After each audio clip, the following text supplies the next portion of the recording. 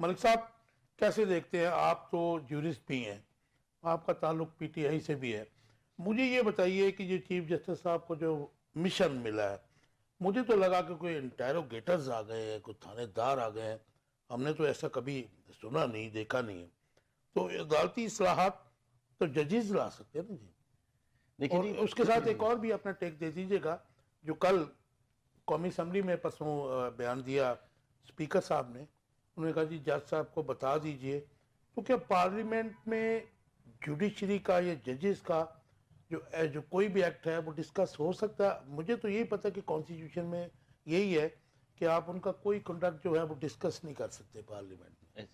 تو یہ اس کو ایک مطلب آپ کیا کہیں گے؟ دیکھیں, آپ نے یہ جو آج کا آپ کا ٹاپک ہے نا, پہلی بات تو یہ کہ بیگر کانٹ بی چوزرز. جب آپ ان سے فنڈز لے رہے ہیں تو آپ ان پہ کنڈیشنز امپوز کر سکتے ہیں, وہ جس طرح مرضی انٹیروگیٹ کریں, جس طرح مرضی. ملک صاحب اگر فنڈ لے رہے ہیں تو ہم ان کو ہائی انٹرسٹ بھی تو دے رہے ہیں. سر ہائی انٹرسٹ تو نہ لینا, وہ تو آپ اپنی ضرورت کے لیے ان سے لے رہے ہیں. جب آپ ان سے پیسے لے رہے ہیں, ہم تو ان کو کما کے دے رہے ہیں. چوائسز پہ ہے نا. ہم تو دیکھیں نا, ہمارے جیسے ملک جو ہیں وہ تو آئی ایم ایف کے کماؤ پوتے ہیں نا.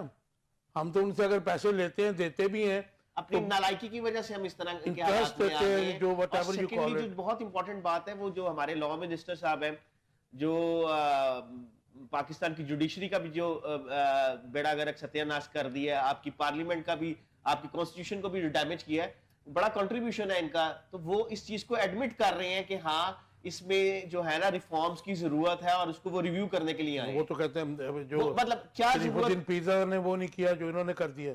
ریویو کر کے وہ ایڈمٹ کر رہے ہیں کہ ہاں ہمارا جو جوڈیشل سسٹم ہے اس میں ریفارمز کی ضرورت ہے, اور آئی ایم ایف والے جہاں ہمیں فائنینشیل ریفارمز کر کے دیں گے, وہ ساتھ ساتھ ہمیں جوڈیشل ریفارمز بھی کر کے دیں گے. اس کو چیک کریں گے. آپ نہیں سمجھتے کہ یہ حکومت کا جو ایکٹ تھا, جو یہ شرط ماننے والی بات تھی, اس نے ہماری جو جوڈیشری ہے اس کو بھی مشکل میں ڈال دیا ہے, اپیکس کورٹ کو. سر ہماری جوڈیشری کا نا اتنے ورسٹ پوزیشن پہ جوڈیشری کبھی نہیں ہوئی ہے.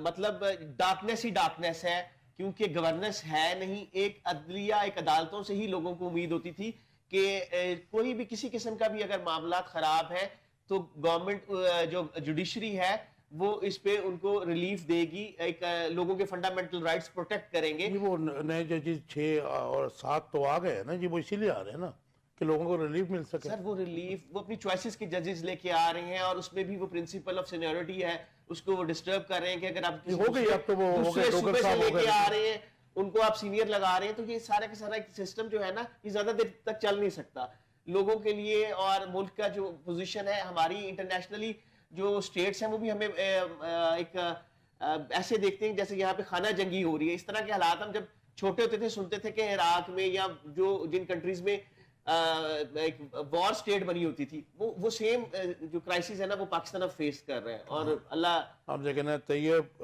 جو ہے طیب رجب اردوان یہاں پہ آ رہے ہیں, کبھی بیلاروس کے صدر آ رہے ہیں, کبھی ملائیشیا کے پرائم منسٹر آ رہے ہیں, آپ کہہ رہے ہیں خانہ سر سٹیٹ وزٹ تو کر سکتے ہیں نا.